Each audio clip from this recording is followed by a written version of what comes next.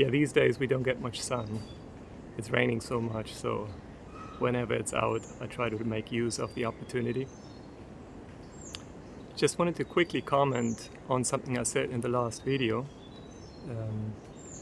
regarding a paradox that on the one hand, we admit that children are really incredible at learning, but they are, on the other hand, we are the ones who think that we are eligible to teach them because we have more information. So I think the most efficient way that nature has come up with in order to learn, for mammals at least, clearly seems to be playing. All little puppies and cubs, that's what they do, right? No matter which ones you observe, they play and play and play and play. Yeah, so for me it's this picture of children playing, being fully absorbed in their game, and then the parents or the teacher calling and saying something like, now come inside, stop playing and learn something useful. This learn something useful usually is some kind of information that is suddenly completely removed from what they're experiencing in this very moment. And their little minds, I think in most cases, is saying, why do I have, what? What does that have to do with anything? And then the adults normally will use the authority to force the children to listen. And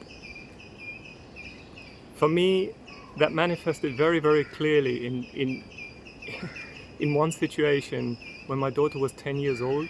She had never been forced to learn anything at all.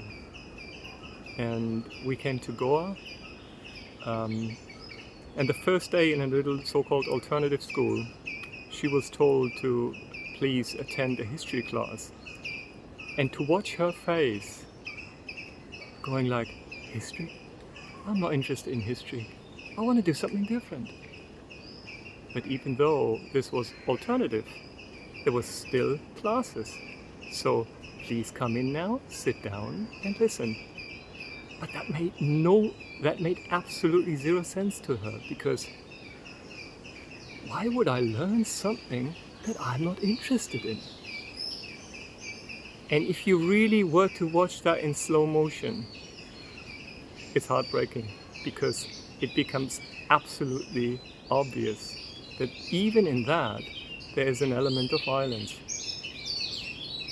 To make any human being learn or listen to something that he is not at least interested in this moment, well, there is some kind of pressure, right? Because otherwise it doesn't happen. And yeah, I think it's these kind of observations that I would like to share, because it's not so easy even to really become aware of it, because in order to become aware of it, you actually need some kind of contrast. Yeah, our conditionings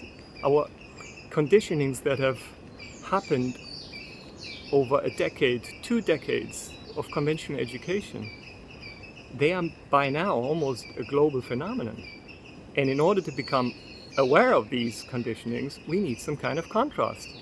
But how are we going to get a contrast without getting in touch with another human being who hasn't received these kind of conditionings? You know where I'm going? It's like, how do you become aware of your own culture? By going to a different culture and looking back at your own culture, right? So yeah, I think I'm going to come back to this at some point, because for me, this has been so eye-opening, and I could have never done that on my own.